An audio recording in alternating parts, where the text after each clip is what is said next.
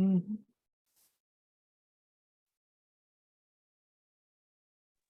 Aló.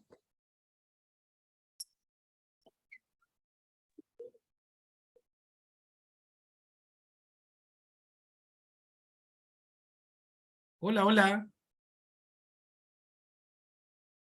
¿Cómo están? Hola, hola, ¿cómo están, hermanos? Aquí estoy preparando las cosas para la clase, vayan acomodándose. Ok, ok.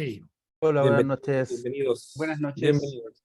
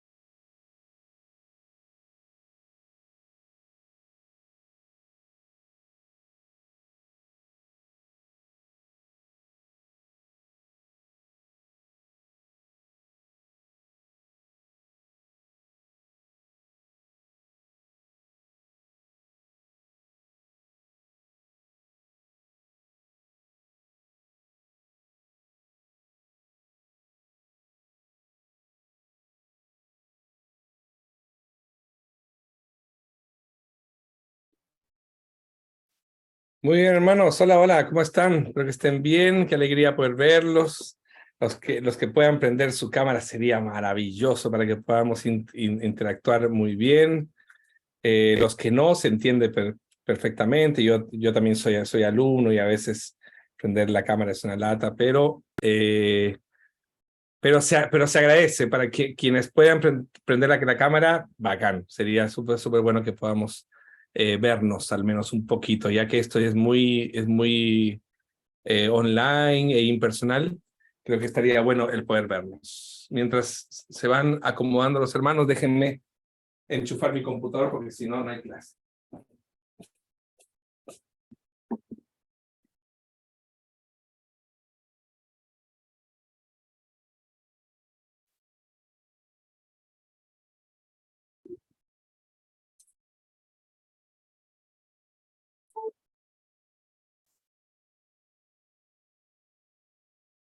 Perfecto. Ahí estamos entonces. Muy bien. Vamos con nuestra segunda clase, hermanos. Hoy vamos a hacer una clase en la que me gustaría que podamos estar todo el tiempo pensando en el Salmo 23. Todo el tiempo, ¿sí? Pensando en el Salmo 23 y al final vamos a intentar unir lo que hemos estado hablando en teoría y aplicarlo un poquito en el Salmo 23, ¿ya? Así que oremos, ¿les parece? Vamos a orar. Querido Dios, gracias, Señor, por darnos este tiempo. Gracias, Señor, por permitirnos disfrutar de aprender. Y que esto que aprendemos nos sirve para interpretar la palabra y para predicarla. Qué bueno, Señor, es saber que tú nos ayudas a poder desempeñarnos mejor en la vocación que tú nos has dado. Así que aquí estamos, Señor, dispuestos a poder hacerlo de la mejor manera. Bendícenos, Señor, ilumina nuestra mente, en el nombre de Cristo Jesús. Amén y amén. Muy bien, hay 5 personas más que están intentando entrar. Aquí les damos la pasada. Bueno, estamos entonces. ¿Cuántos somos en clase ahora? Somos 29, faltan como unos 10. Muy bien, hermanos, hoy vamos a hablar sobre, según la pauta que nosotros tenemos, hoy vamos a hablar un poquito, continuando en la unidad 1, de homilética evangélica y predicación cristocéntrica, ¿ya? Déjeme corregir aquí la O. Muy bien, y predicación cristocéntrica. En ese sentido, entonces, vamos a, si yo les dijera a ustedes algunas características de la predicación que se predican en las iglesias evangélicas en general. Tiene autorización para apelar. Entonces, tiremos algunas ideas de algunas características. Pueden ser características buenas como características malas, ¿sí? Piense un poco en lo teológico, piense en lo hermenéutico, piense en la forma. Tenemos algunas ideas, quiero escucharlos. Características, pueden desmutearse sin problema. Vamos. En el caso nuestro, Pastor Caleb, como sabes, pertenecemos a una corporación bien grande pentecostal y se suele mucho usar los testimonios de vida de la persona que está predicando. De capitán a paje, una característica de la predicación de nuestras, por lo menos de nuestras iglesias pentecostales, es eso, que desde el hermano nuevo que está predicando hasta los pastores le dan duro al tema de el testimonio y de cómo el Señor lo sacó de las drogas o que hace las cosas que de repente se hacen caricaturas, pero es bastante real en realidad. No, por supuesto, por supuesto. Y es bastante testimonial entonces, o experiencial también le llaman algunos, ¿no? Perfecto. Lorena. Yo creo que una de las características de nuestra iglesia es que no predica textos solos, no los saca de contexto, sino que al contrario, toma todo el contexto, porque es fácil malinterpretar cuando yo saco un texto de contexto, o sea, tomo el puro versículo solo, sino que acá una de las características de nuestra iglesia es eso, que se trabaja en el contexto, se van tomando otras citas bíblicas, no es como saco esto solito y interpreto lo que yo quiero interpretar según ese puro pedacito. Perfecto. Gracias, Lore. Valeria. Hola, hermanos. Bueno, en el caso de nosotros, yo creo que ha sido una constante de todas las iglesias evangélicas que yo he participado, a excepción, debo decirlo, de la iglesia presbiteriana, es que son bastante improvisados los sermones. Bastante improvisados, sí, porque como la iglesia evangélica pentecostal tiene una fuerte tendencia a seguir el mover del espíritu, entonces inclusive había días que el hermano abría la Biblia así, ¡pah! Y donde cayera empezaba a leer y predicaba. Lo cual claramente es un despropósito, porque a veces leían partes que no tenían ningún contexto y que había que empezar a rellenar, como dice un poco el hermano, con testimonios, con otras partes de prédica, digamos, pero muchas veces pasa esto que o pasaba, ahora ya no tanto, que se abría la Biblia, se predicaba, se leía cualquier trozo y se predicaba algo improvisado y que muchas veces ni siquiera guardaba relación con la porción de texto que se había leído. Perfecto. Daniel. Gracias, Valeria. Yo, en este tiempo que como que he escuchado muchas predicaciones en diferentes iglesias.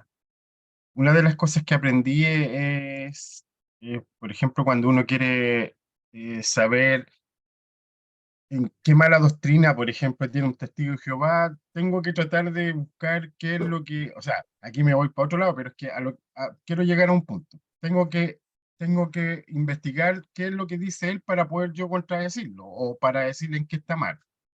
La iglesia toda, yo siento que igual todos se abanderan. O sea, uno muchas veces se puede notar cuál es, digamos, la forma de un presbiteriano, cuál es la forma de un bautista, cuál es la forma de un pentecostal. Y creo que de todo nosotros podemos sacar buenas y cosas malas. Por ejemplo, yo una vez fui a la presbiteriana y cuando estaba predicando usted, chuta, igual daban ganas y como que en algunas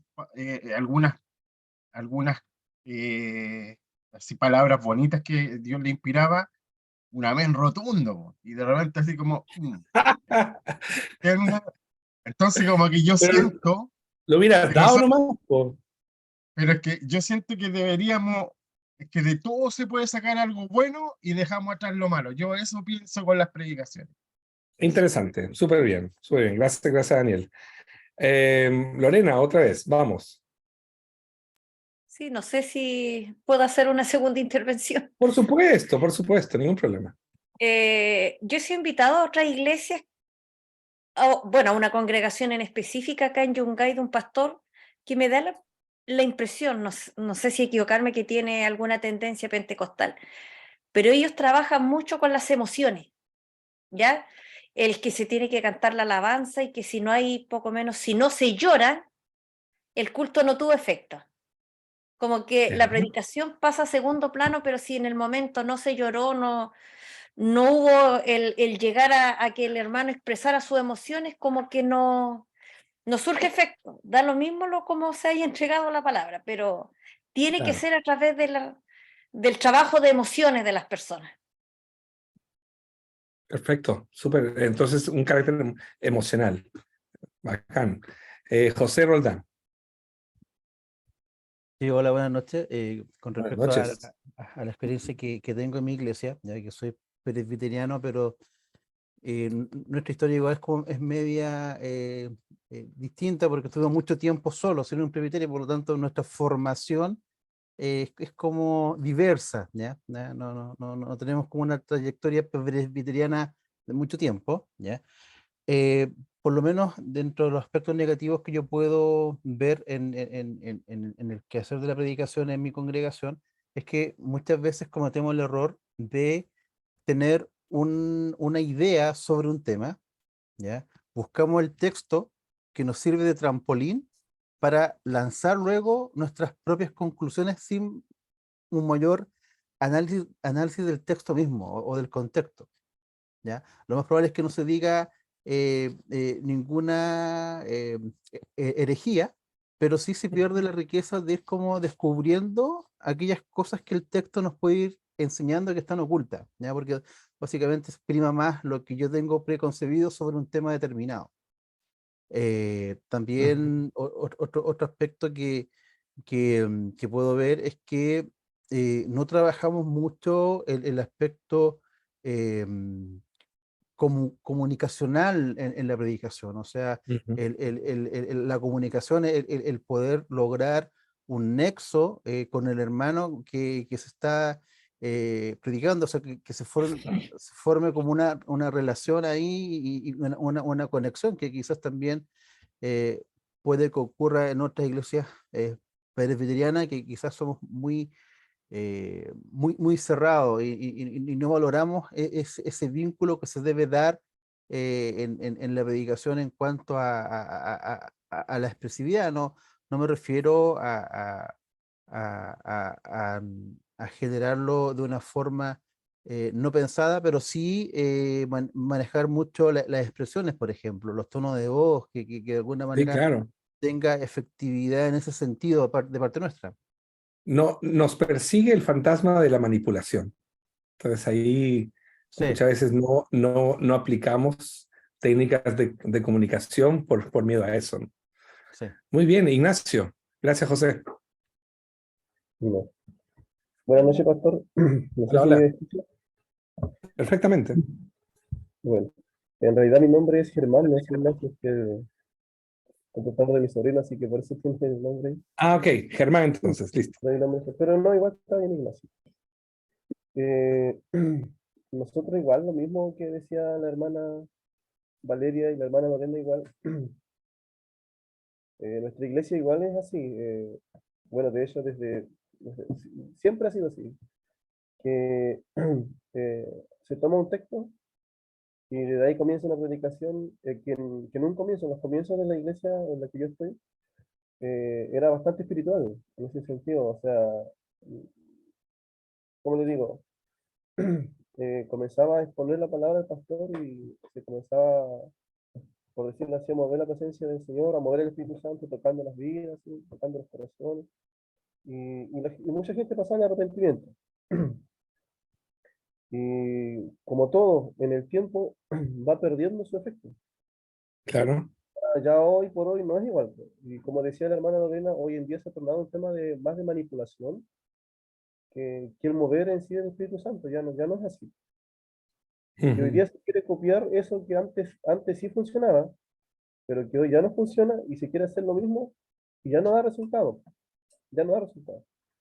Entonces, en realidad por eso a mí me interesa bastante este curso por lo mismo, porque he visto eso, que se manipula a la iglesia con textos bíblicos. Si quiere llegar Claro, a, como decía la hermana, finalmente usando los textos como un pretexto, ¿no?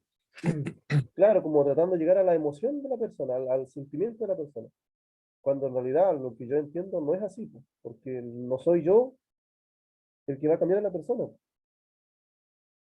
Se supone que Mm, como es la palabra de Dios la que tiene que transformar al hombre, no es el hombre. entiendo, entiendo. Entonces, por eso es más o menos mi opinión. Gracias. Em, Muchas gracias, Germán.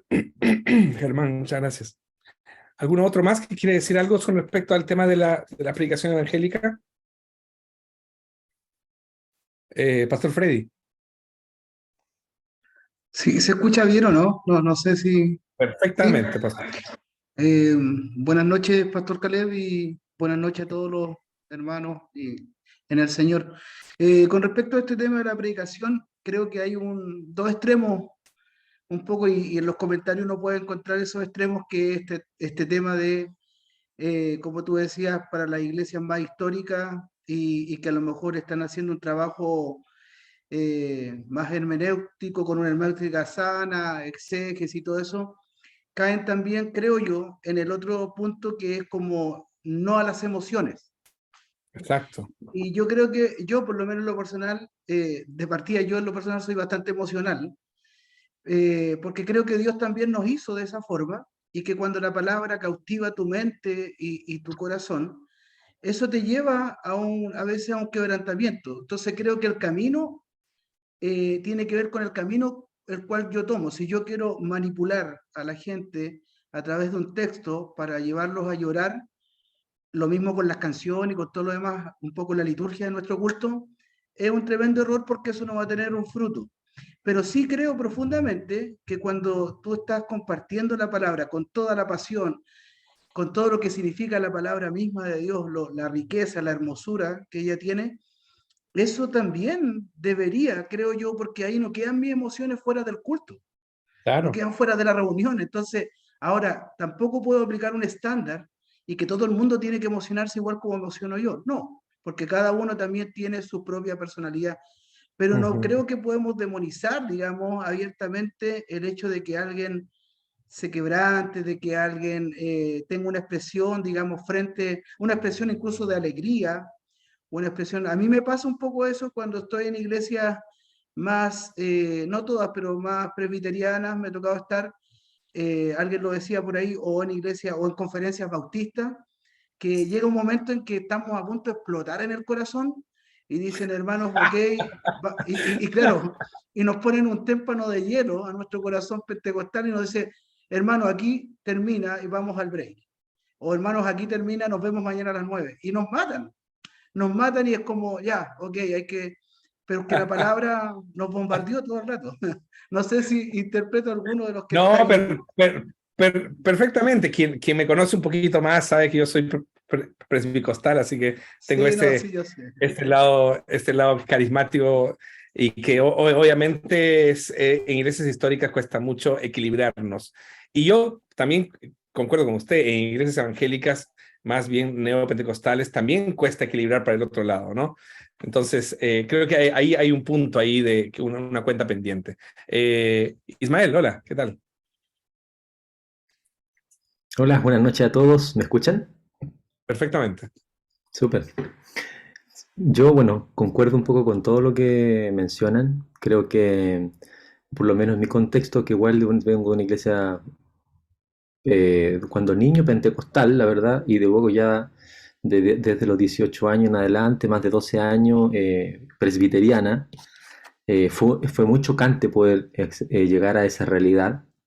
Tengo que decir que, bueno, para los que usted me conoce, me ubica, yo soy compositor de profesión y para mí hubiese sido mucho más atractivo ir a una iglesia carismática donde tocan mucha música realmente Claro, claro. y donde los músicos son muy buenos, la iglesia invierte mucho dinero en equipo, invierte mucho dinero también en sus propios músicos y tuve que tomar una decisión bien difícil y decir que es para mí más relevante. O sea, voy a una iglesia y canto una hora y un montón de canciones, pero de repente estoy un poco más flojito, más débil en esta parte, o voy por un poco más por la doctrina y etcétera. Finalmente, bueno, yo estuve en la presbiteriana, he estado hasta ahí y no me arrepiento, me encanta, me gusta mucho la doctrina, pero concuerdo en que hay mucha frialdad. Creo que a veces podemos pensar que somos quizás muy racionales, pero siento yo que no es tanto racional, sino que es más frío. ¿Y por qué digo no tanto racional? Porque si fuéramos más racionales, también comprenderíamos que estamos delante del Rey de Reyes. Y estar delante del Rey de Reyes y Señor de Señores, algo tiene que hacernos sentir, evidentemente. Podemos pensar que es lo que...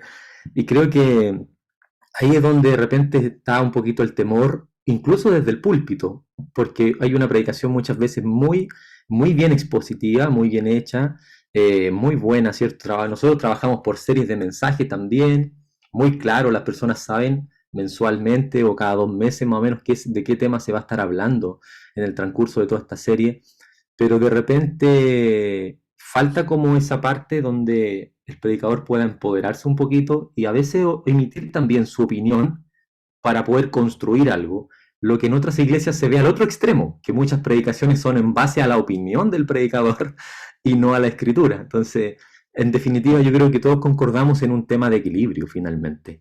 Es lo que nos falta a nosotros, a los hijos, bueno, a los cristianos en general y a los seres humanos en general, es poder buscar un equilibrio. Pero evidentemente yo creo que ahí hay que revisar algunas cosas y creo que la predicación puede ayudar mucho a poder educar y a poder ayudarnos a cómo comportarnos y cómo estar delante del Señor, ya sea de cómo cantar de repente, ¿cierto? Porque es muy común a veces en alguna iglesia presbiteriana ver cantar gente de brazos cruzados o estar distraído haciendo cualquier otra cosa. Una anécdota, paréntesis, hace un tiempo atrás una hermana estaba tan afectada por eso que los retó a algunos hermanos, así dijo, oiga, pero cuando iban a la fiesta andaban ahí, pero justo estábamos cantando una canción de hacer fiesta, aleluya y todo el tema, y la gente así, pero fría, completamente fría. Entonces yo creo que olvidamos que nuestro receptor en ese momento del culto no somos nosotros, no son los hermanos que están ahí sentados, ¿cierto? Sino que obviamente nuestro Señor. Entonces, creo que ahí es donde nos falta. Buenísimo, gracias Ismael. Vamos con Jonathan y por último con Dilma para continuar con la clase. Hola, bueno, me presento, mi nombre es Jonathan. En mi primera clase, la anterior no pude estar. No sé si se escucha, primero que nada. Perfectamente, Jonathan. Excelente. Yo ingresé ahora hace poco, entre medio de la semana, así que estoy muy agradecido de que me permitieron ingresar.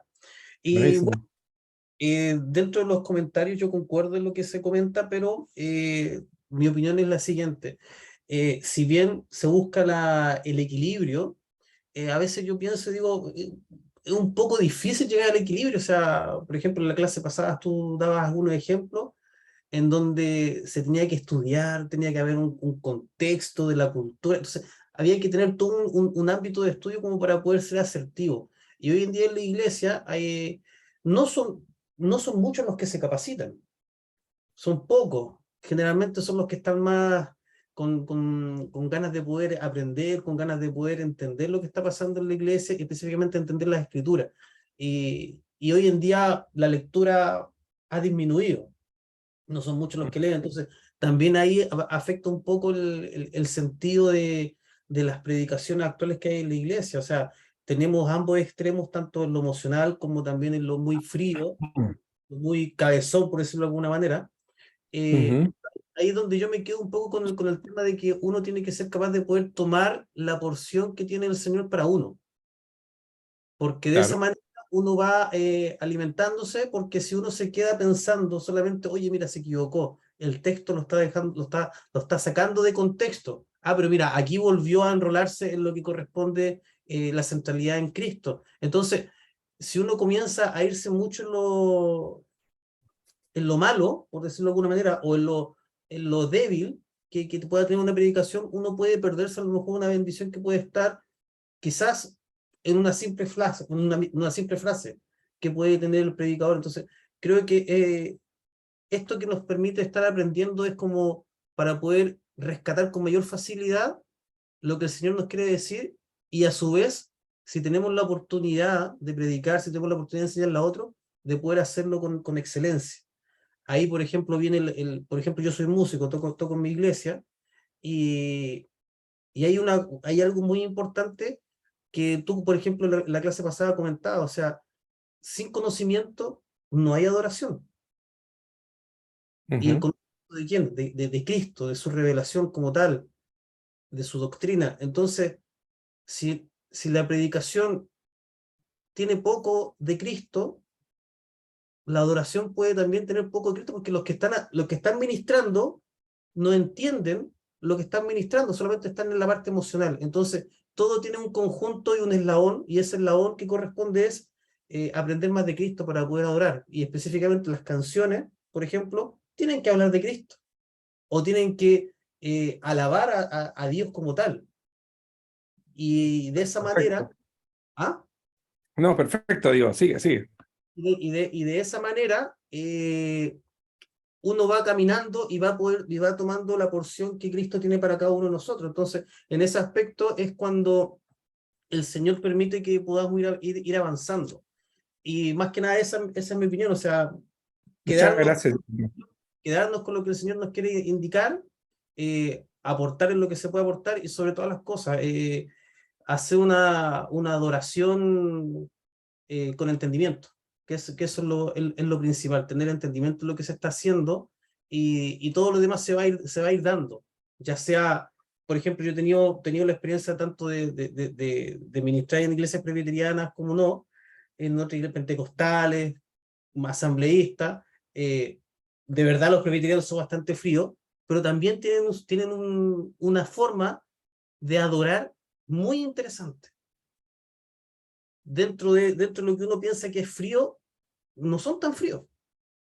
Y a veces uno ve a los pentecostales, por ejemplo, que muchas veces uno dice, oye, están echando a correr el ministerio de las lágrimas, y no es así, sino que se están lavando continuamente del pecado que están viviendo. Entonces, es más que nada contextualizarse en el ámbito en donde está situada la iglesia. Y uno así va a entender por qué es. Listo. Gracias, gracias, gracias, Jonathan. Si no te corto, nos vamos a ir con todo con tu comentario. Dilma.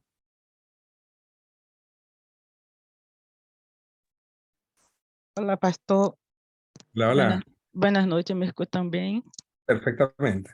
Yo estoy súper enferma desde ayer, así que Estás espero aquí, valiente, muy bien. que me entienda. Y tengo la cámara cerrada por causa de la internet, que de repente baja, entonces para no perder la clase. Yo sé que la pregunta aquí era bien clara, pero la tendencia del ser humano es siempre filosofar. Entonces, para no filosofar, voy directo. Yo creo que una de las características es el adorno. Las predicaciones están muy adornadas, quieren embellecer la palabra de Dios, y yo creo que la palabra de Dios, la verdad, no necesita adorno. La verdad es pura, es clara, es entendible, porque la palabra de Dios dice que Él nos da esa claridad para entenderla. Entonces no necesita adornar tanto. La gente tiene esa confusión de que el mover del Espíritu es la presencia del Espíritu, y hay que saltar, y hay que gritar, y hay que bailar, y eso es el mover del Espíritu. Pero eso va de cada uno de mi comunión con Dios, la comunión de cada uno con Dios. Nadie sabe cómo es su comunión con Dios. Nadie sabe cómo es mi comunión con Dios.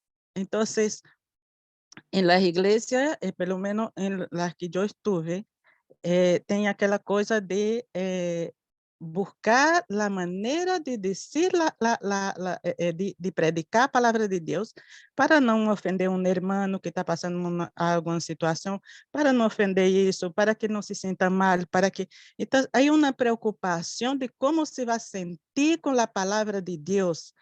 Los discípulos no andaban con rodeo. O que ellos tenían que decir, decían. Eran claros, eran precisos.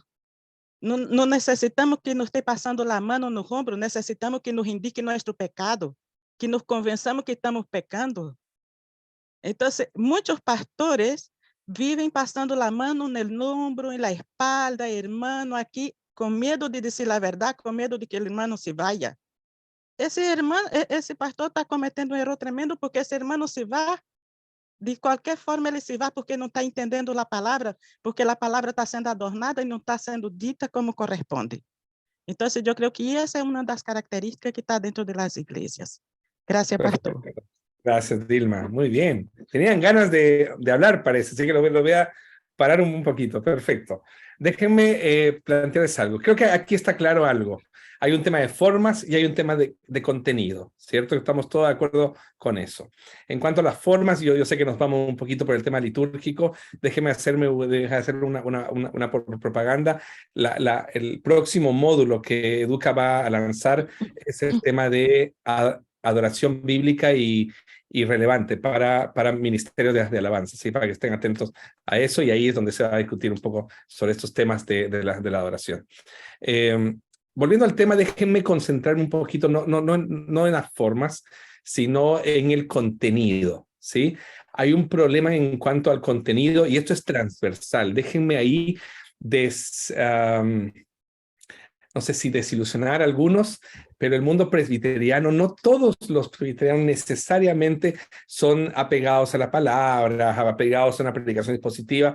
Creo que tal vez nosotros estamos muy marcados por los que aparecen más en las redes sociales, qué sé yo, como que... pero el mundo presbiteriano no necesariamente siempre es un mundo expositivo, bíblico y todo eso. Por eso quiero hablar transversalmente para todos. Me parece que en el contenido hay mucha de nuestra predicación es moralista, mucha de nuestra predicación cae en lo alegórico, hay mucha de nuestra predicación, incluso también en la presbiteriana, que tiene que ver con lo experiencial o lo testimonial. Enfocamos en lo conductual en lugar de la transformación del corazón dada por el Espíritu Santo. Es asistémica en el sentido de que no tiene un sistema hermenéutico claro, es reduccionista porque piensa que la salvación y el evangelio tienen que ver con una microética o con el cambio particular del corazón de una persona. Entonces, cuando nosotros nos topamos con esta realidad de contenido, nosotros tenemos que ordenarnos un poquito. Y eso es lo que pretendo hacer hoy. A mí me parece que la discusión tiene que ver con un tema de enfoques, ¿sí? Y quiero clarificar esto para que todo lo que hemos estado conversando en cuanto a la forma y contenido le podamos poner nombres, que esto ya está estudiado, ¿sí? Esto ya está estudiado por los teólogos dedicados y especializados en la predicación, eso ya está estudiado. ¿Y cuál es la idea? Es que aparentemente en el mundo evangélico en general, sin tocar iglesias en particular, ¿sí? En el mundo evangélico en general hay una verdad confusa, ¿sí?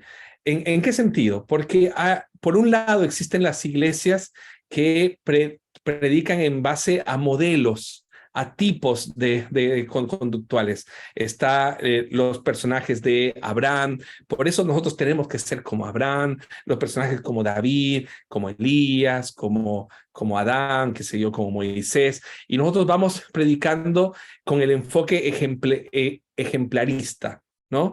Entonces, cada historia tiene a un personaje, y de cada personaje yo saco una lección, saco un modelo a seguir, saco una lección para mi vida espiritual, etc. Entonces transformamos la Biblia en un conjunto de muchas historias, ¿no?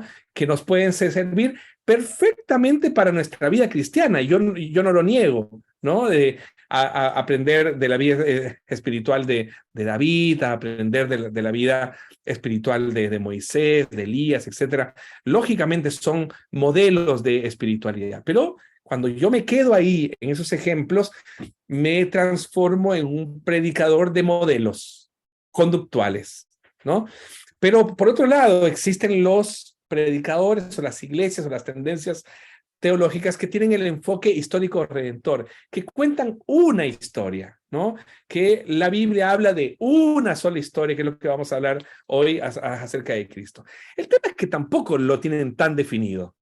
Entonces, cuando no lo tienen definido, algunas veces hay predicaciones que son muy cristocéntricas y por otro lado, el siguiente domingo encontramos una predicación muy ejemplarista. Entonces, por ejemplo, el otro día yo escuchaba un mensaje, no sé a quién le guste, si a alguien le gusta, mi respeto en ese sentido, pero solo déjeme dar un ejemplo. El otro día escuché un mensaje de Dante Gebel en una de sus cruzadas en Argentina, un mensaje realmente cristocéntrico, sobre la cruz de Cristo, sobre negarse a sí mismo, y hablando, un mensaje muy cristocéntrico. Yo dije, wow, qué buenísimo, Dante Gebel hablando, y por otro lado, escucho otro mensaje de él en un domingo cualquiera en su iglesia, y el enfoque era un enfoque ejemplarista. Entonces, claro, ¿cuál es el mensaje que finalmente das a la iglesia? No das un relato, lo que presentas es una verdad confusa. Entonces, ¿cuál es nuestra propuesta o cuál debería ser nuestra propuesta? ¿Qué tenemos que definirnos en realidad? ¿Qué es lo que nosotros vamos a predicar? ¿Vamos a contar una historia o vamos a contar ejemplos? Hay muchas historias independientes que podemos utilizar para contar una sola historia, o nos vamos a quedar ahí. La tendencia por la falta, insisto, no es la mala intención, es la falta de herramientas hermenéuticas para que uno pueda interpretar el texto correctamente. En este sentido, entonces, lo que yo les planteo aquí es poder concentrar nuestra atención y nuestra forma de predicar en encontrar a Cristo en las cosas que nosotros vamos predicando. Encontrar la figura de Cristo, el modelo de Cristo, la obra de Cristo, la persona de Cristo, en una sola historia. Alguien decía que la Biblia tiene un hilo de sangre que corre por toda la escritura, y por lo tanto nosotros deberíamos encontrar a Cristo en cada una de nuestras predicaciones. Ojo, que no estoy diciendo encontrar a Cristo o a Jesús en cada texto bíblico, sino que cada predicación tiene que ser la expresión de un solo relato. Y ese relato se llama el enfoque histórico-redentivo o histórico-redentor. ¿Ya? En este sentido, entonces, me parece a mí que el problema no es la predicación a partir de ejemplos, sino que esa predicación se quede en la mitad. Que los ejemplos nos deberían llevar a la figura de Cristo. Esa es la tarea que nosotros deberíamos tener. ¿sí? Entonces, hoy, entonces yo les quiero hablar sobre el modelo cristocéntrico. Pero antes, quiero plantearles que hay un problema o hay un peligro que nosotros tenemos que evitar, que es el molde cristológico o jesucéntrico. Intentar encontrar a Jesús en todos los textos bíblicos, cuando eso no es posible. Pero sí yo puedo encontrar a Cristo en la forma en la que lo presento o en mi interpretación bíblica, ¿sí? Entonces, antes de ir hacia una homilética cristocéntrica, quiero alertarlos de este problema. Pucha, el pastor Karen nos dijo que tengo que predicar a Cristo. Este texto, ¿dónde lo voy a ver? Porque no está expresado claramente Cristo. Entonces, para allá voy en lo que les quiero presentar. Muy bien. ¿Qué es el modelo cristocéntrico o el enfoque histórico redentivo? Es que la escritura es unificada y progresiva y culmina en Cristo. Entonces, está unificada en Cristo, es progresiva porque a partir de Adán todo va hacia Cristo, y en el Nuevo Testamento nosotros respondemos hacia Cristo. Por lo tanto, hay una progresión de la revelación para manifestar a Cristo en la historia. Entonces, yo leo un texto de los profetas, tengo que decir, ¿qué nos está diciendo de Cristo? No nos va a revelar tanto como Corintios, porque ya estamos en el Nuevo Testamento, en Corintios, que habla de Cristo explícitamente. Pero el texto de Abdías, el texto de Salmos, ¿hacia dónde apunta? ¿Qué es lo que me muestra de Cristo en esta historia? No es que lo que me muestra solamente de tal o cual personaje, sino cómo este personaje me muestra a Cristo, ¿ya? En este sentido, entonces, déjenme entonces plantearles esta idea de que el mismo Jesús asume esta tarea de encontrar a Cristo en la Escritura, ¿no? La Biblia misionera de la Iglesia Apostólica fue el Antiguo Testamento, y ahí nosotros vemos qué es lo que hace Jesús. Los dos discípulos caminando por Emaús, Jesús se une a ellos, usted sabe la historia, Jesús se une a ellos. ¿Y qué es lo que le hace Jesús? Cuando ellos dicen, no, que murió nuestro profeta o murió Jesús, el que decía que era el Mesías. ¿Y qué es lo que hace Jesús? Les dice, oh insensatos y tardos de corazón para creer todo lo que los profetas han dicho. No era necesario que el Cristo padeciera estas cosas y que entrara en su gloria. Y ahí está la clave hermenéutica. Y comenzando desde Moisés, la Torá, siguiendo por los profetas, les declaraba en todas las escrituras lo que de él decían, lo que de Cristo decía. Aquí muestra claramente que hay una intencionalidad para lo cual fue escrita el Antiguo Testamento. El Antiguo Testamento fue escrito para hablar de Cristo, ¿sí? Entonces, si yo voy a un texto del Antiguo Testamento y no paso por Cristo, entonces estoy dando un paseo. No estoy descubriendo la verdad que está en el texto bíblico. Entonces, déjenme en esta parte, déjenme escucharlos. ¿Dónde está? ¿En dónde se encuentra Cristo? Aquí en el texto hay en tres cosas. En el 27, estoy hablando en el 27, estoy hablando aquí, en el 27. En tres cosas se muestra Cristo, en tres lugares del Antiguo Testamento se muestra Cristo. El primero es obvio, ¿cierto? ¿Cuál es? Desde Moisés, comenzando desde Moisés. Perfecto. Entonces ahí tenemos la Torá. Eso quiere decir, hermanos, llevémoslo hasta las últimas consecuencias. Si yo predico el Pentateuco, yo tengo que mostrar a Cristo.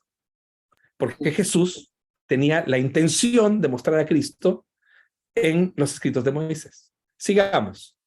¿Cuál es el siguiente? Siguiendo por todos Los profetas. Todos los profetas. Y eso quiere decir que si yo predico los profetas, yo tengo que apuntar a Cristo. Yo no puedo predicar a un profeta si yo no apunto a Cristo.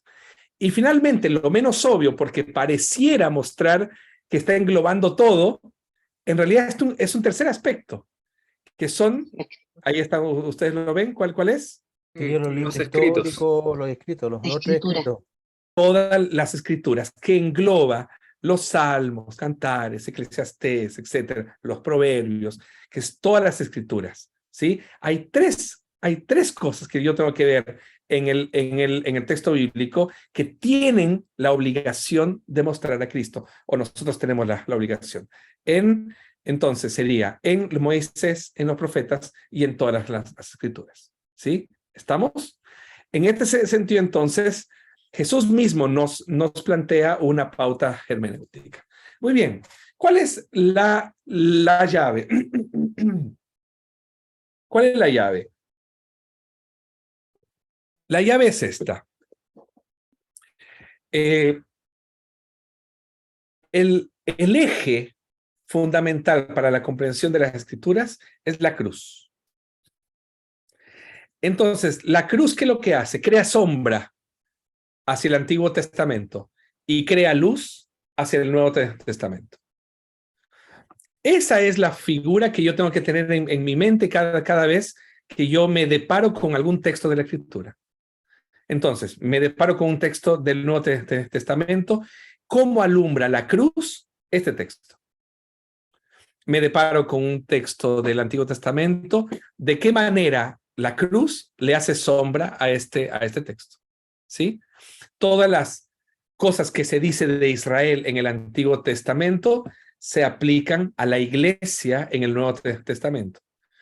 Y todo lo que se habla de la iglesia en el Nuevo Testamento se aplica a Israel en el Antiguo Testamento. No es solamente unida, también es una vuelta, ¿sí? Entonces, por ejemplo, algunos creen que la iglesia se creó en Hechos. No, la iglesia se creó, algunos dicen en Abraham, otros dicen en Adán, porque ahí es donde se conforma el cuerpo o el pueblo de Dios, ¿sí? De hecho, Gálatas habla del Israel de Dios, hablando de la iglesia. Entonces, frente a esto, nosotros tenemos nuestro relato de la historia, y nuestro relato de la historia tiene un eje principal o central, que es la cruz de Cristo. El apóstol Pablo nos ayuda mucho con esto, porque siempre nos está alertando de la idea de pensar siempre la vida en Cristo, ¿ya? Dicho esto, entonces, hay presuposiciones que yo tengo que considerar en mi predicación, ¿sí? Primero, el tema de la historia es unificada por una historia que tiene un evento universal, que es la cruz de Calvario, un plan sabio y soberano, que es la salvación y la redención de la creación. Las partes se corresponden entre el Antiguo Testamento y el Nuevo Testamento y apunta hacia las partes anteriores, sombra hacia el Nuevo Testamento y luz hacia sombra hacia el Antiguo Testamento y luz hacia el Nuevo Testamento. Esas son las presuposiciones que yo tengo que tener. Hermanos, puede parecer lo que yo estoy diciendo, yo pensaba, ¿lo doy, no lo doy, lo planteo, no lo planteo? Y yo no quiero pecar de que lo di por obvio, porque cada vez que he dicho que es obvio, en realidad no es obvio. Yo he ayudado a predicadores de mi iglesia a construir sermones y simplemente, y yo voy a hablar ahora de mis queridos hermanos de la Presbiterio, y simplemente no la ven. Parece obvio, pero no la ven. Entonces, yo estoy hablando ahí de mi iglesia y de mis hermanos a quienes amo. Pero yo creo que es la realidad de cualquier iglesia. Que nos dicen que tiene que mostrar a Cristo y al menos lo mencionamos una vez. Y con eso pensamos que estamos listos. Pero en verdad, ver a Cristo en el texto es mucho más que solamente mencionarlo o que solamente hacer un alcance, que solamente encontrar una cosa que, mira, aquí puede ser, mira, habla de diestra de Dios, mira, entonces aquí puede ser Jesús, o aquí habla del ángel del Señor, el ángel es una cristofanía. Es más que eso, es la interpretación completa del texto apunta hacia el Evangelio y hacia el reino de Dios, que fue nuestro tema del texto anterior. Vamos con Jonathan. Disculpa, una consulta cuando hablas sobre que en el texto debemos encontrar, o mejor dicho, dentro de la predicación se debe encontrar a la centralidad de Cristo, y también se debe entender lo que corresponde a la sombra y la luz, entendiendo que el eje central es la cruz. Cuando te refieres a eso, ¿te refieres a que Cristo, probablemente tal, se debiese revelar en medio de la predicación, o mejor dicho, dentro de la elaboración de esa predicación? O sea, ¿nos debiésemos encontrar con Cristo lo que se está haciendo, más que algo de mencionarlo? ¿A eso te refieres? Creo que lo expresas correctamente. Es revelar a Cristo en medio de la predicación. Creo que es una muy buena frase como para polera. Básicamente lo que nosotros, y ojo, y ese es un trabajo que me parece que es un trabajo inteligente. Déjenme llevarlos a esta idea. Yo creo que al expositor común del mundo evangélico le falta un poquito de inteligencia y de vértigo exegético, le digo yo, que es de arriesgarse un poquito más de la interpretación común, o de la interpretación que es fácil a los oídos, que es común a nuestros oídos. Me parece que nosotros siempre tenemos que ir un poco más. Hay algo más que no nos están diciendo. ¿Por qué? Porque yo parto de la presuposición de que la verdad de Dios es infinita. Por lo tanto, yo puedo predicar un mismo texto y encontrar verdades infinitas en ese texto, ¿sí? Entonces, ¿por qué pensamos de que una verdad de un texto ya está? No hay más.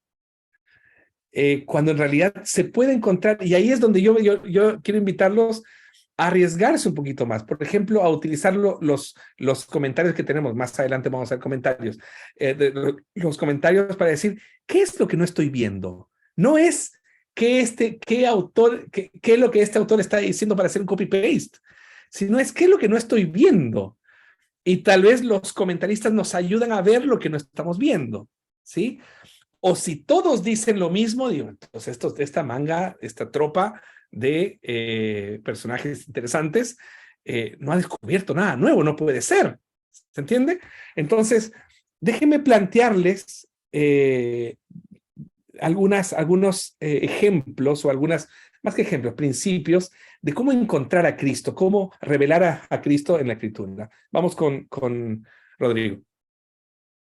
Sí, a propósito de tu último comentario sobre buscar apoyo en los comentarios, qué es lo que no estoy viendo para no hacer un copy-paste de lo que dice. Tú sabes que nosotros buscamos mucha ayuda de ustedes, ¿no es cierto? De ti, de Jonathan, de Luis, del pastor Vladimir, que nos ayudaron muchísimo con esto de los sermones en la congregación. Y una de las cosas que seguimos, yo siempre digo que, aparte de ser cristiano, soy moreiriano por Andrés Moreira, que lo amo con todo mi corazón, y el Andrés me ha ayudado muchísimo. Entonces él me dio un montón de autores, y no, al menos para mí, para un par de otros de los chicos de la iglesia, le damos fuerte y duro a Hendrickson. Y no lo digo para alardear de eso, si nos pasó un montón, que era el copy-paste durante los primeros sermones, pero debo confesar que teníamos un temor, una vergüenza de usarlo, y no será que tenemos que seguir como lo hacemos nomás, ponerme a orar, ver la cita en el texto y en el nombre del Señor. ¿Qué quieres que le diga, Padre, a los hermanos o a mí? Y un día nos calmó esa molestia el pastor Vladimir. Un día estaba en nuestra iglesia él, y creo que fue Manuel y yo que nos acercamos, y dijimos, nos da lata usar estos textos, ¿no es cierto?, de estos hermanos que son capísimos, porque sentimos que no aportamos nada nuevo. Y él me dijo, ¿y tú crees que el Jonathan aporta algo nuevo? ¿O que yo aporto algo nuevo? Si esto ya está todo estudiado, me dijo Rodrigo.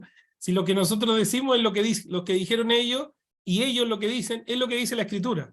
Oh, y sabéis que eso fue como tiene razón, o sea, no estamos descubriendo la pólvora, solo estamos aprendiendo a interpretar lo que el Señor nos quiere decir. Eso nomás quería comentar. Súper. Déjame enganchar a lo que estás diciendo. Lo novedoso está en que en la interpretación yo lo planteo de una manera en el que el Evangelio nos desafía, que el Evangelio del Reino de Dios es presentado. Para los que me han escuchado predicar, yo no estoy todo el tiempo haciendo un cristocentrismo. Lo que estoy planteando siempre es si en la predicación está presentado el Evangelio, si hay una confrontación contra el pecado, si hay una exaltación de Cristo, si hay, pero está como, tiene que ser parte de. Entonces, no es hacerle link con Cristo como un cliché, ¿no? Cuando yo digo de la novedad de encontrar es porque regularmente nos quedamos con la traducción evangélica que nos suena bien a los oídos, cuando en realidad el evangelio tiene que ser desafiante, tiene que ser, insisto con la palabra inteligente, ¿no? Déjenme entonces avanzar para darle forma un poco a lo que estoy diciendo. Muy bien. En principio, yo siempre hago esta pregunta cuando me encuentro con... Hay dos preguntas que me hago muy generalmente. Y son dos preguntas que están ahí siempre presentes y creo que todos hay que hacerlas. Siempre hay que hacerlas. ¿Cómo escuchó Israel la verdad planteada? ¿Qué es lo que escucharon ellos? ¿Ya? Y por otro lado, ¿cómo vemos todo el consejo de Dios a la luz de Jesucristo? ¿Cómo yo veo en el texto el consejo de Dios a la luz de Jesucristo? Si ustedes ven, es muy sutil, porque no estoy diciendo cómo veo a Cristo en el texto. Estoy diciendo cómo yo veo el consejo de Dios a la luz de Jesucristo. ¿Sí? Porque reduzco el texto cuando yo presento solamente a Cristo y dejo de presentar el consejo de Dios contextualmente a los que estaban escuchando y cómo eso nos alumbra para la iglesia de hoy. ¿Ya? Déjenme entonces, porque yo dije, esto no se entiende. Entonces, ¿qué es el ejercicio que yo hice para esta materia? O para este curso, es intentar pasarles cosas que me han ayudado durante tantos años a cómo pasar lo que veo al papel. Entonces ahí yo tengo lo que se llama una interpretación literaria. Entonces la primera cosa que yo hago, y ahí voy a la parte práctica, hermanos. La primera cosa que yo hago es, ¿qué significó? Esto que me está diciendo, ¿qué significó? Por ejemplo, les doy una... En Eclesiastés dice que yo tengo que disfrutar del Creador, ¿cierto? Y yo cuento esto porque me lo cuestionaron. Tengo que disfrutar del Creador, disfrutar de mi juventud y disfrutar de la mujer que yo amo, ¿cierto? Ya, fantástico. Para nuestra cultura es mi esposa, mi relación con el placer, mi relación con la recreación, con la diversión y mi relación con el mundo en general. Déjenme concentrar en la esposa. ¿Qué significó para Salomón decir la mujer de tu juventud cuando el compadre tenía un harén? O sea, córtenla de aplicarlo para la esposa. Entonces, déjenme dejarlo ahí. Y ustedes investíguenlo e investíguense. ¿Ya? Entonces, a eso voy. Es que no puede sonar siempre bien para el mundo evangélico. No puede sonar siempre bien. ¿Qué significó para para Salomón decir eso? ¿A qué se estaba refiriendo? No lo podemos aplicar a un compadre que tenía 700 esposas. Ese es mi punto. Estoy alumbrando en un tema, uno de los temas que puede ser ya complejo. Y así voy, ¿no? Tengo un montón, pero eso. ¿Qué significa? Y ahí es ¿qué significó? ¿Y qué significa para mí? ¿Cómo lo aplico ese texto para mi vida? ¿Y a partir de qué? A partir del género que usa, a partir de las figuras de lenguaje que usa, las formas gramaticales, cómo están construidas. Un clásico es el de la Gran Comisión. Ese es un clásico.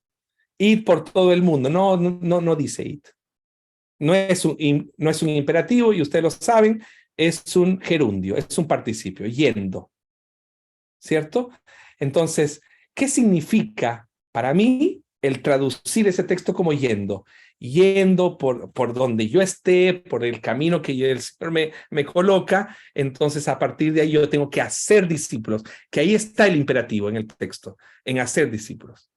Entonces, ¿qué significa para mí?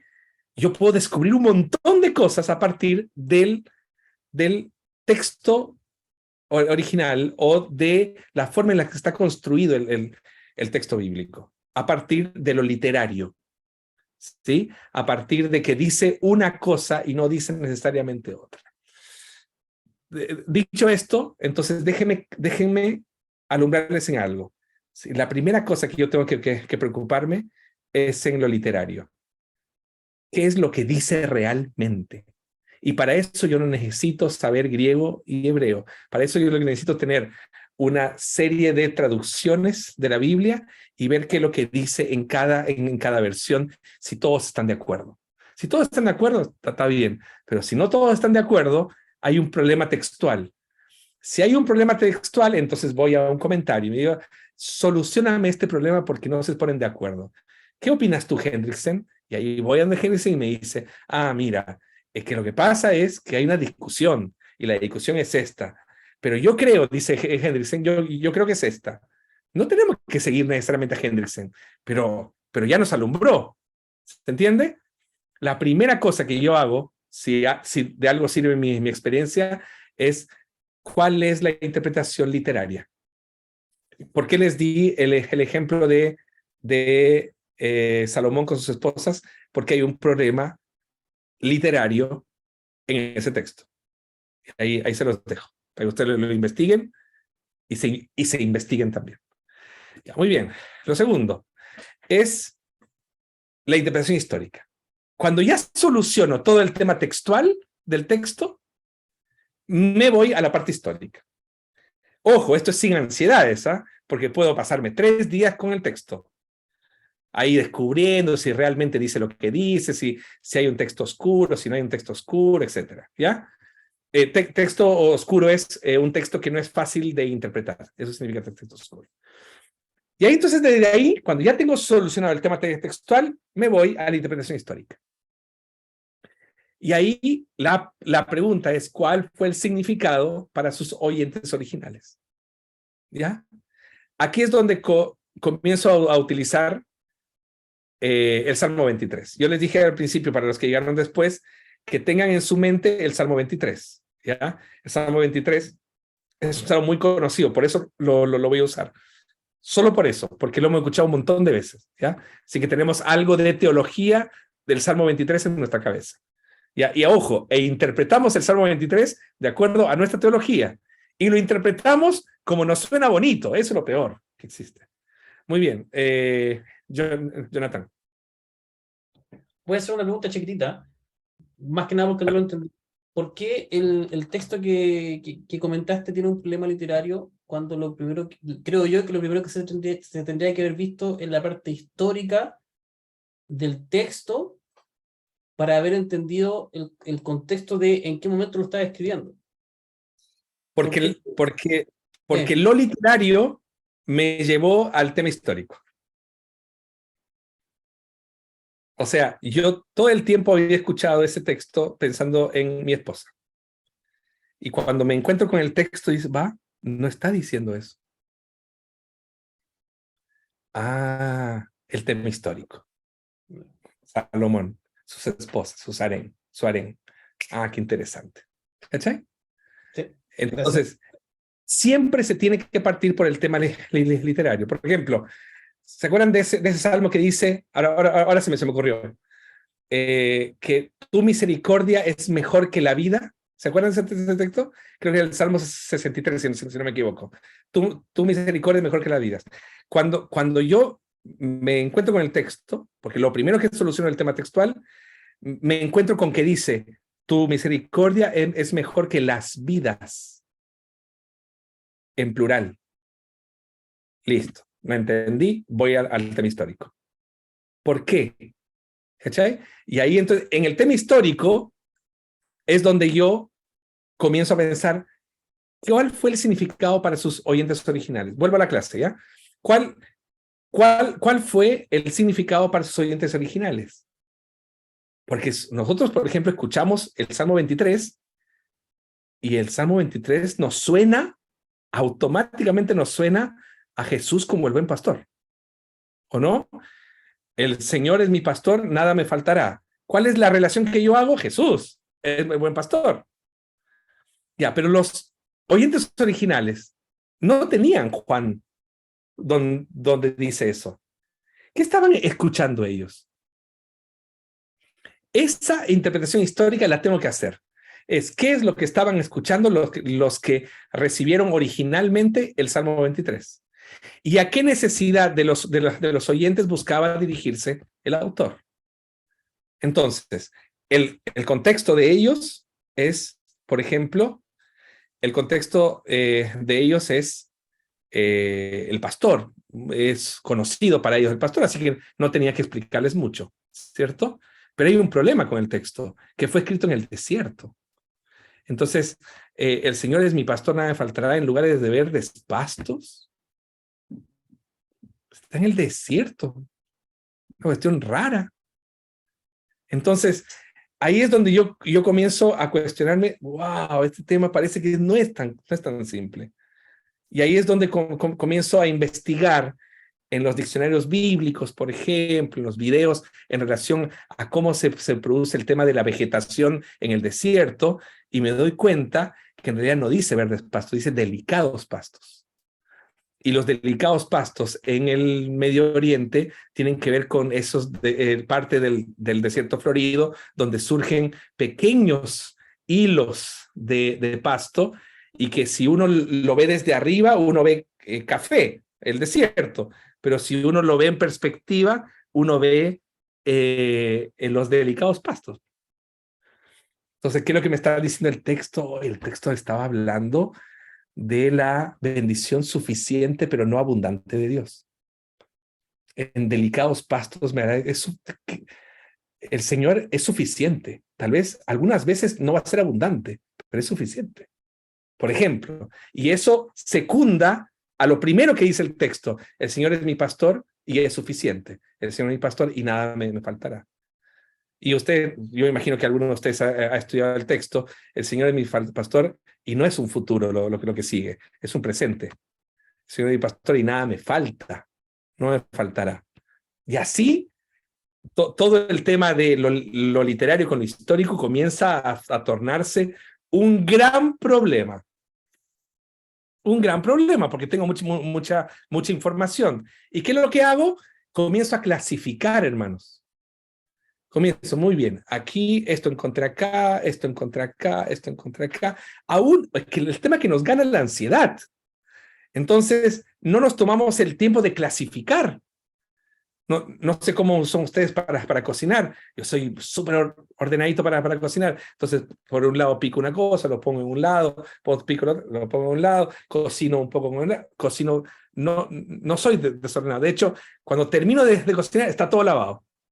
Entonces, hay un tema también mío, ¿no? De ser cuático con el tema. Pero la clasificación, por lo menos, cuando uno reúne información, es básico, ¿no? Entonces, déjenme solamente alumbrar el tema teórico. Ya en próximas clases vamos a ver un aspecto práctico donde ustedes van a hacer la tarea. Pero déjenme ver todos estos pasos, dónde voy encontrando a Cristo, ¿ya? Y ahí entonces, lo primero que yo tengo que hacer es hacer una interpretación teocéntrica, sin tocar a Cristo todavía. ¿Por qué? Porque eso es lo que están escuchando ellos. Y la pregunta es, ¿qué revela el pasaje con respecto a Dios y su voluntad? Y eso es un mensaje teísta. Y está bien, porque nosotros somos teístas cristianos. Nos falta la otra mitad, pero esta mitad es verdadera. El Señor, Jehová, es mi pastor, que me cuida, que está conmigo, que me protege, y nada me falta. ¿Está mal eso? No está mal. Y ahí entonces esta pregunta le da un punto focal centrado en Dios. Voy por un buen camino para no tornarlo al menos valórico solamente. Ya está enfocado al menos en Dios. ¿Ya? Y sigo. Entonces, lo primero que yo tengo que enfocar mi texto es limpiarlo de todo antropocentrismo o de todo humanismo. Llámalo como ustedes quieran. En realidad, yo simplemente le llamo limpiar el texto para enfocarlo en Dios. ¿Ya? Que al menos eso nos salva de no estar hablando ningún mensaje coaching. Ya vamos a partir por ahí. ¿Ok? Ya, y de ahí paso entonces a la interpretación canónica, que es tremendamente importante. ¿Ha sido cuestionado este texto por la Iglesia como un texto canónico? La pregunta es ¿por qué? Si fue cuestionado, ¿por qué? ¿Qué significa el texto o qué significa el pasaje en el contexto de toda la Biblia, que se llama analogía de la fe? Entonces yo comienzo a pensar, interesante. Por ejemplo, cuando prediqué Jabes y hablaba de serás bendición, ¿no? Y tendrás bendición y toda la cuestión. Entonces, como no tengo elementos contextuales para interpretar Jabes porque está en medio de un censo, la pregunta que me hice fue entonces, ¿qué significa bendición en toda la Biblia? Y me encontré con que bendición en toda la Biblia tiene que ver, bendecido era aquel que era usado por Dios como parte, era usado por Dios para escribir la historia de la redención, para ser parte de la historia de la redención. Ese es un bendecido por Dios. Un bendecido por Dios en la Escritura no es el que recibe bendiciones, sino el que forma parte de la bendición de compartir con otros la historia de la redención. Entonces ahí tomó sentido Elías, Elías, lo anti-bendecido que existe para nuestra cultura, pero es llamado de bendecido justamente por ser alguien que fue parte de la historia de la redención. Bueno, la cosa que yo tengo en mi cabeza es esto: ¿qué significa el pasaje en el contexto de toda la Biblia? Esa es la pregunta que yo tengo que hacerme junto con lo otro, ¿no? Si yo tengo un problema aquí, tengo que solucionarlo con mi confesionalidad. ¿Sí? Pero es importante pasar por ella. Por ejemplo, Marcos 16. Marcos 16 se cuestionado. Entonces, la pregunta es si yo lo voy a predicar o no. Me dice, pastor, pero sí, porque forma parte del canon. Bueno, pero el mundo conservador también lo cuestiona. Digo, si alguien no lo sabía, como para tomarlo en cuenta, ¿no? Juan 8 no la tengo, Mauricio. Si estás por ahí, alúmbrame.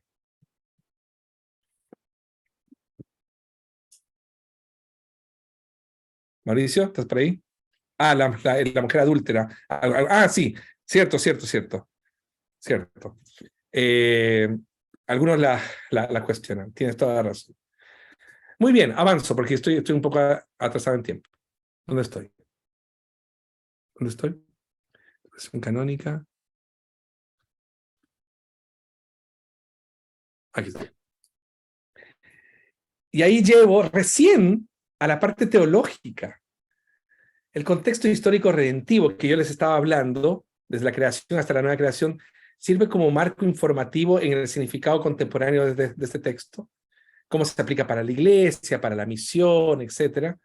Y lo puedo explicar en el marco de un sistema teológico este texto entra en el marco de mi sistema teológico.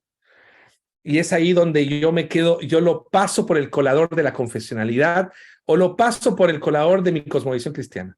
Si es que pasa, estamos listos, ¿sí? Y ahí recién entro a la interpretación cristocéntrica. ¿Qué significa este pasaje a la luz de Jesucristo? ¿Y qué revela este pasaje con respecto a Jesucristo? Y ahí entonces tengo ocho caminos para encontrar a Cristo en la Escritura. Y déjenme ir lento con esto, y si nos falta tiempo, sigo en la próxima clase, porque no quiero correr en este sentido, ¿ya? Muy bien. Este tema de la progresión histórico-redentiva. Toda la historia de la redención nos lleva a Jesús y encuentra su culminación en él. El Salmo 23. Seguimos la progresión de la historia de la redención desde ese punto a Cristo y vemos cómo ese pasaje se conecta con Jesús.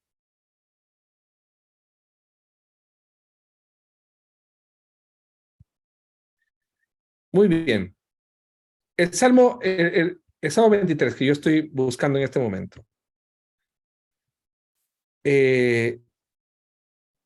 Quitando lo obvio de Jesús, el buen pastor, ¿dónde vemos a Cristo ahí? Que toda la historia de la redención nos lleva a Jesús y encuentra su culminación en él. Esto es sin temor a equivocarse, ¿eh? Y en todo el Salmo, véanlo en todo el Salmo, otras luces de Cristo en el texto.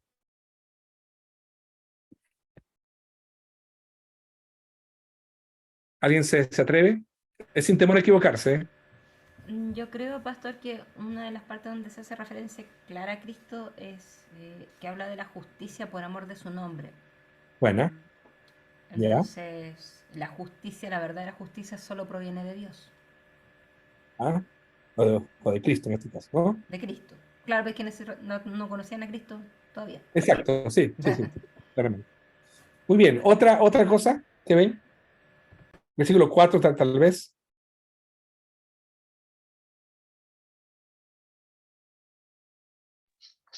Donde dice, junto a aguas de reposo me pastoreará. ¿Ya? Me guiará por sendas de justicia, por amor a su nombre. ¿Ya? ¿Dónde lo ves, Lore? Tú estarás conmigo. ¿Ya?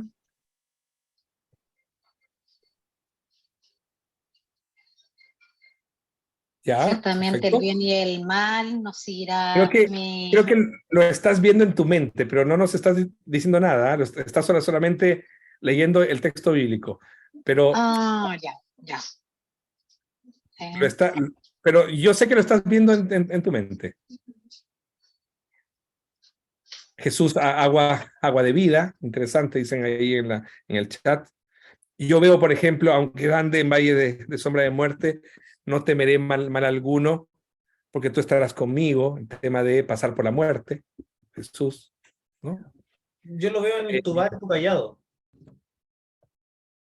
En tu vara y tu callado, ¿por qué? Porque en tu vara, al menos como yo lo interpreto, está la disciplina y el amor de... ¿Perdón? La corrección, ¿ya? Correcto. Y en tu callado está el consuelo, está la guía de misericordia que tiene. Ya, y ahí es donde yo apunto, Jonathan, a que nos suena bien. La pregunta es si el texto está diciendo eso. Porque la vara, por la investigación que uno hace, ¿no? La vara no era para pegarle a la oveja. La vara era para pegarle a quienes querían pegarle a la oveja. El sentido ahí es protector, más que corrector. Pero el callado sí, el callado traía a la oveja, ¿no? Sí. Entonces, ahí en el texto, aparentemente lo que me está diciendo es, nadie se meta con mi oveja porque le saco la cresta. Profesor, Eso es lo que está diciendo el texto. Entonces, tu vara que me defiende y tu callado que me trae hacia ti es lo que me infunde aliento. ¿Cachai? Siempre lo he escuchado como tú lo has dicho, porque suena bien a los oídos evangélicos. Corrección, ¿no? Y todo eso. Pero parece que el texto apunta para otro lado. profesor, Sí. también podemos ver la consecuencia o el efecto redentor de Jesús en nuestras vidas, cuando habla en el 5 de que dispone un banquete para nosotros, ya, ante el enemigo, que nos unge con su perfume, que llena la copa a rebosar, o sea, nos habla Bueno. de que Él nos da plenitud, o sea, nos satisface, y también con respecto a la vida eterna, que habitaré por siempre en su casa, o sea, son consecuencias de la obra redentora de Cristo en nuestras vidas, o sea, así también, Interesante. bueno, lo veo yo. Interesante. Si ustedes se dan cuenta, cada texto interpretado desde nuestra teología cristocéntrica puede llevarnos a Cristo. El tema es si nosotros vamos a exagerar el punto o no. Y ahí es donde llevo a lo siguiente. Que el texto que hubo otra forma de interpretar claro, Rodrigo decía eso, parecía que se ve en todo el texto. Efectivamente, es eso. Porque nuestra teología cristocéntrica nos lleva a pensar todo de esa manera. Y hay que hacer ejercicio. El tema es que las promesas proféticas tienen su cumplimiento en Jesús. El objetivo es demostrar su cumplimiento. Entonces la pregunta es, ¿cómo se cumple este texto en Jesús? Reconocer que las promesas del Antiguo Testamento, tu vara y tu callado, tú estarás conmigo, etcétera, pueden haber varios cumplimientos parciales de una promesa hasta llegar al cumplimiento final en Cristo. ¿Ya? Entonces, en este texto, ¿cómo se cumple en Cristo?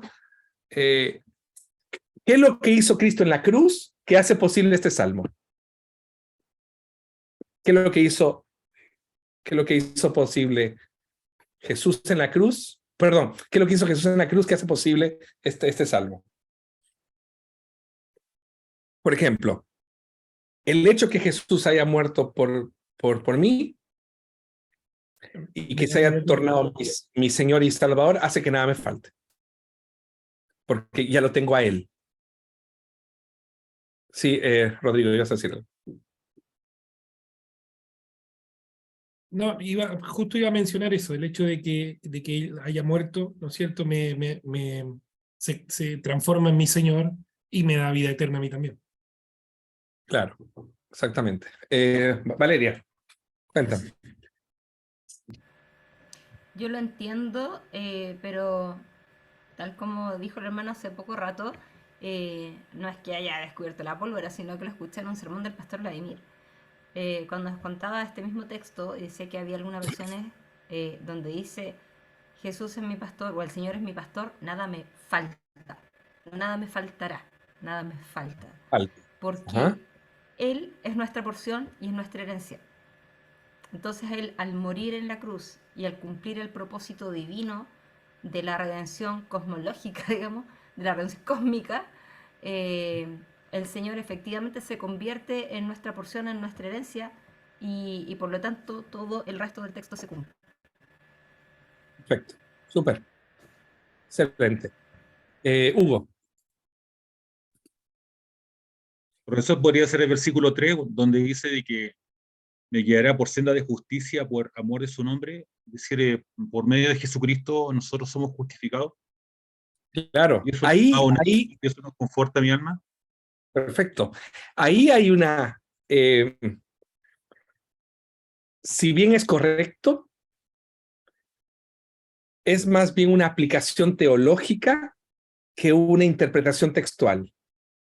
Me explico. La interpretación textual no me arroja la justificación por la fe, pero la interpretación teológica es lo que Cristo efectivamente hizo conmigo para guiarme por sendas de justicia. ¿Se entiende o no? En lo que yo les decía, no significó eso para los que lo estaban leyendo, pero puede sí significar para nosotros que lo leemos con todos los elementos cristocéntricos que tenemos a la mano, ¿sí? Pero hay que cuidar de decir, por ejemplo, que eso está en el texto, porque eso no está en el texto. Eso yo lo infiero teológicamente en el texto. ¿Se entiende? ¿Sí? Súper. Y aquí déjeme decirles algo que tiene que ver con hermenéutica, pero no lo podía evitar. Pastor, Sí, perdón. Rodrigo. Sí, es que me gustaría que tú también nos pudieras responder la pregunta que nos hiciste al final. ¿Qué hizo Cristo en la cruz que hace posible este salmo? ¿O cuál es tu interpretación de eso? Lo que hizo Jesús, cada texto, cada promesa del Antiguo Testamento continúa siendo promesa a no ser por la obra de Cristo en la cruz. Entonces, Jehová puede ser mi pastor siempre y cuando Jesús sea el mediador para ese pastoreo. Jehová es suficiente para mí siempre y cuando Cristo se transforme en mi herencia y lo único que yo necesito. ¿Se entiende? Yo no puedo ver el texto en su cumplimiento total si no es por la obra de Cristo. Imagínense cómo se enriquece el texto, porque el texto ya no es solo un salmo exaltando la figura de Jehová, es exaltando la figura de la obra de Cristo en la cruz que hace posible todo lo que yo leo en el salmo. Es tremendo eso. Entonces imagínense todo lo que hay que filtrar para predicar el Salmo 23. Por eso el Salmo 23, a mi modo de ver, se predica en serie. No se puede predicar una sola vez, ¿no? Se predica en serie. De hecho, cada vez que lo he predicado en la presbitería de Valpo, siempre he alumbrado en un par de cosas. Nunca he hecho una serie de Salmo 23. ¿Qué podría hacerlo en todo caso? Bueno, ya. Tipologías. Y tal vez en esto me quedo. Esto tengo que pasarlo. Los tipos y los antitipos, ¿sí? A algunos les cuesta un poco entenderlo. Déjenme decirles honestamente. Esto se soluciona leyendo los comentarios, ¿ya? Pero cuando ustedes se encuentren con algo que les suena a Cristo o que les suena algo del Nuevo Testamento, revísenlo. No descubramos la pólvora, como decía Rodrigo, ¿no? Esto está revisado, esto está estudiado, no hay. ¿Qué son los tipos y antitipos? Existe un molde que está en el Antiguo Testamento, que puede ser el tabernáculo, la sangre, el maná, el descanso, y existe una realidad de esos moldes en el Nuevo Testamento, que le dan forma o que le dan realidad, como su nombre lo indica, a eso que está expresado en el Antiguo Testamento. ¿Qué son los tipos? Son promesas proféticas incrustadas en eventos, personas o instituciones del Antiguo Testamento que simbolizan, representan o prefiguran realidades en el Nuevo Testamento que se les llama antitipos. Y se le llama tipo y antitipo simplemente porque los teólogos les encanta complicarnos la vida, ¿no? Yo le podría haber puesto otro nombre más fácil, pero se le conoce así, como tipos y antitipos. Entonces, Adán es un tipo de Cristo. El tabernáculo puede representar a nuestra espiritualidad o al cuerpo de Cristo. O incluso, dependiendo del pasaje, a Cristo mismo. La sangre, evidentemente, muestra el tema de la sangre de Cristo cada vez que se hace una circuncisión o una ceremonia, etc. Representa efectivamente la sangre de Cristo. El maná, el alimento, Cristo, ¿no? El alimento, el pan de vida, etc. El descanso, el sabbat, el domingo, etc. Y así. Cuando ustedes se encuentren con... Sí. Disculpe, lo puedo interrumpir un segundito. No, interrumpe todo lo que tú quieres.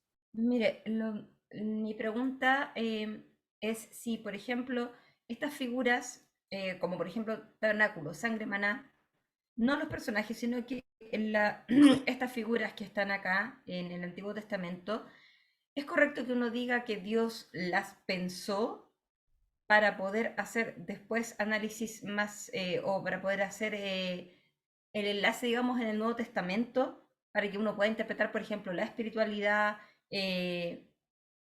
o es algo de lo que Dios se vale en el momento para poder hacer alguna educación cristiana más adelante? ¿Fue Yo creo que concebido todo dentro del plan? Yo creo que Dios la pensó perfectamente, encaja perfectamente. No hay, para mí no hay sombra de duda que Dios eligió formas antropomórficas y alegóricas para mostrar su verdad de mejor manera. No lo dudo eso. ¿No? Es cómo explicamos estos conceptos a los seres humanos, a mis hijos. A Dios le pareció que esta es la mejor forma de demostrarlo. O sea, porque se lo pregunto, pastor, siempre yo he tenido esa duda porque obviamente como uno cree en un Dios todopoderoso y soberano, que además es perfecto, uno dice, bueno, tiene que haber tenido pensado el plan desde el principio. Pero donde a mí me hace cortocircuito el cerebro es que está todo súper bien pensado, pero lo puede entender la pura gente del siglo I. O sea, si nosotros no pasamos por todos estos estudios, es imposible que entendamos cómo se relaciona el tabernáculo con la palabra al día de hoy. O como, por ejemplo, la figura, bueno, que en este caso está escrito, eso no es como que uno tenga que descubrirlo, pero que la figura de la serpiente es la figura de Cristo. Pero así hay muchas otras cosas en el Antiguo Testamento que uno se queda con la duda de, oye, pero esto tendrá alguna relación, que estará siendo un prototipo de esta otra situación que está sucediendo acá, no recuerdo ninguna en este momento en concreto, pero a mí me ha pasado varias veces que me he parado leyendo el Antiguo Testamento diciendo, oye, pero esto, entonces Dios lo pensó desde el inicio, desde el momento cero, desde antes del Big Bang, pensó todo esto como una figura para que nosotros hoy día podamos comprender este concepto. A ver, un ejemplo que me saca a ocurrir, la esclavitud. A mí, muchas veces he pensado por qué existe o existió la esclavitud en el mundo y he llegado a la conclusión sola, esto no lo leo en ninguna parte, de que Dios permitió la esclavitud para que nosotros pudiéramos entender lo que significaba ser esclavos del pecado y para que también después pudiéramos entender lo que significaba ser esclavos de Cristo. Pero la esclavitud de Israel no tiene nada que ver con la esclavitud que se daba acá en América, por ejemplo. Y ahí me hace cortocircuito el cerebro. Digo, ¿estaré haciendo un juicio correcto o estaré puro sobre leyendo, digamos, haciendo sobrelectura? Sí, tu conclusión sobre la esclavitud, tal vez no estarían muy contentos los esclavos de tu explicación, ¿no? Porque ¿cómo? ¿Para qué no utiliza el Señor para explicarles a otros algo? Entonces tal vez estás extrapolando el punto ahí. Pero sí voy contigo en la idea de cuestionarme si efectivamente Dios lo preparó para que nosotros lo entendiéramos. Yo creo que sí. Yo creo que Dios preparó un lenguaje antropomórfico y muy centrado en la figura contextual de la cultura que tenía a la mano para explicar lo que él quería explicar. Y a nosotros nos toca estudiar ese contexto. Y no creo que sea solamente un problema nuestro. Creo que a lo largo de la historia el hombre ha tenido las dificultades propias de cada momento de la historia para interpretar la revelación. ¿Sí? Entonces, de hecho, por eso Jesús tuvo que explicarles a sus discípulos lo que de él decían, por ejemplo, ¿no? Entonces, siempre ha habido que explicar el texto bíblico y aun cuando puede ser difícil, es absolutamente comprensible y accesible. ¿Sí? Entonces, de no hecho, sé si... el autor de Hebreos tiene que de alguna forma recordarles a sus destinatarios cuando él dice que, por ejemplo, la ley es una sombra de los bienes que van a venir, o sea, de lo de lo que está, o sea, siempre está este vínculo y este recordatorio que es necesario, o sea, no, ciertamente que ahí en esta revelación progresiva, quien estaba en la época del Antiguo Testamento no tenía cómo tener certeza o claridad de las cosas, sino que a medida de que se va revelando y vamos viendo esta panorámica general, vemos que va apuntando a Cristo. Exactamente. Yo creo que cuando nosotros nos deparamos con el texto bíblico, insisto, creo que hay un proceso de inteligencia que nosotros tenemos que aplicar aquí. Y este proceso de inteligencia tiene que ver con ser lo suficientemente preocupados en descubrir lo que el texto quiere decir. Tomando todos los elementos teológicos que nosotros tenemos a la mano.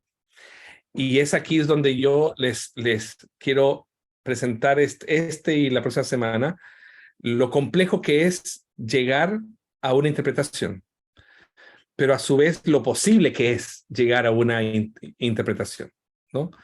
Y que sí nos vamos a tener que servir de ayuda, de comentarios, de diccionarios bíblicos, de apuntes pastorales, de sermones, etc. Sí nos sirve, por supuesto, pero el punto de vista es que nosotros no podemos perder estos elementos que yo les estoy presentando ahora, ¿no? Porque la tarea es nuestra, ¿no? Y en esto, por ejemplo, quiero terminar con esto, el Salmo 23, para la próxima clase apuntar a otro texto. El Salmo 23 no me habla solamente de Jehová, de Jehová como pastor. El Salmo 23 me habla del 1 al 3 de Jehová como pastor. Pero me habla del 4, el 4 me habla de Jehová como protector. Aunque ande en valle de sombra de muerte, no temeré mal alguno, porque tú estarás conmigo, tu vara y tu callado me infundirán aliento. Protector. Y del 5 al 7 me habla de anfitrión. Me habla de un Dios que está en un banquete. Son 3 momentos. Pastor, protector, protector y anfitrión. Y esas tres visiones corresponden a la figura de David. David como niño, David como joven y David como rey, como viejo. Están las 3 figuras de David, pero también son las 3 figuras de Cristo, como pastor, como protector y como nuestro gran anfitrión, frente a las bendiciones del Señor. ¿Por qué les digo esto? Porque nosotros estamos acostumbrados a ver el texto, insisto, como nos suena bien, pero no estamos dispuestos a ir hasta las últimas consecuencias de qué es lo que realmente está diciendo el texto. O sea, no sé si yo no me había dado cuenta, porque lo había leído toda mi vida como el Salmo 23, como el Salmo de Jehová como pastor. Y la pregunta que alguien me hizo fue, en su momento, que me hizo alumbrar es, ¿qué tiene que ver el pastor con la mesa, con los angustiadores y el aderezo y el vino? ¿Qué tiene que ver el pastor con eso? Y ahí dije, sí, pues verdad, no habla completamente del pastor. Y ahí me puse a investigar y salió esto, esta forma de ver a David, que es la forma en la que yo tengo que ver a Cristo. ¿Ya? Lo dejo ahí, ¿sí? En el sentido de nuestro trabajo con el texto bíblico es un trabajo primeramente hermenéutico y es un trabajo que tiene que ver con la interpretación bíblica, ¿sí?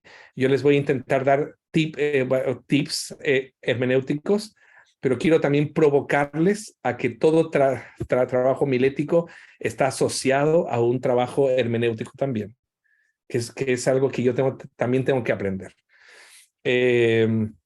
Así que lo dejo ahí, seguimos la próxima clase porque ya son las 23 horas y porque me faltan varias que son interesantes. Y la próxima clase, déjenme ver, por favor.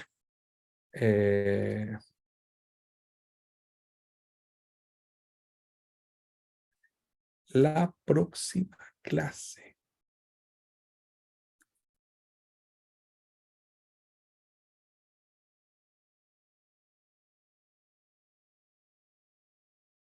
Aquí está.